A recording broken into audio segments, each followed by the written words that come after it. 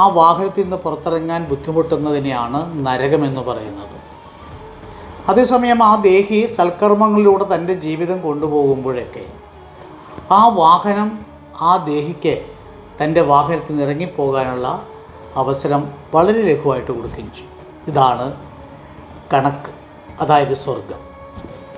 ഈ സ്വർഗത്തിലെ കണക്കും ഈ നരകത്തിലെ കണക്കും എല്ലാം നമ്മുടെ ഈ ദേഹത്തിലൂടെ കടന്ന് നമ്മൾ അനുഭവിക്കപ്പെടുന്ന വിഷയദോഷങ്ങളൊക്കെ മാറുന്നതിന് വേണ്ടിയിട്ടാണ് ദേശങ്ങളിൽ, അത് ആരുടെ ആയിക്കോട്ടെ, സൽക്കർമ്മങ്ങൾ ചെയ്യുന്ന ഏതൊരു സ്ഥലത്തും നമ്മൾ അവിടെ അല്പനേരം ഇരുന്ന് പ്രാർത്ഥന കേൾക്കുകയും അതുമായിട്ട് സംബന്ധിച്ചു പോവുകയും ചെയ്യുന്നത് നല്ലതാണ്.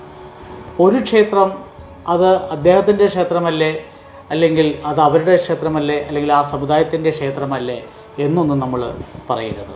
കാരണം ഈശ്വരന് സമുദായവുമില്ല, ജാതിയുമില്ല, മതവുമില്ല.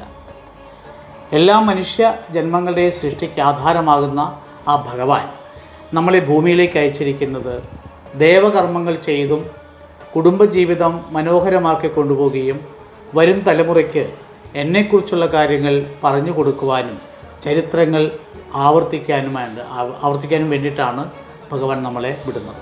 അപ്പോൾ നമ്മളുടെ മരണാന്തര ശേഷം നമ്മൾ അടുത്ത ദേഹം സ്വീകരിക്കുമ്പോൾ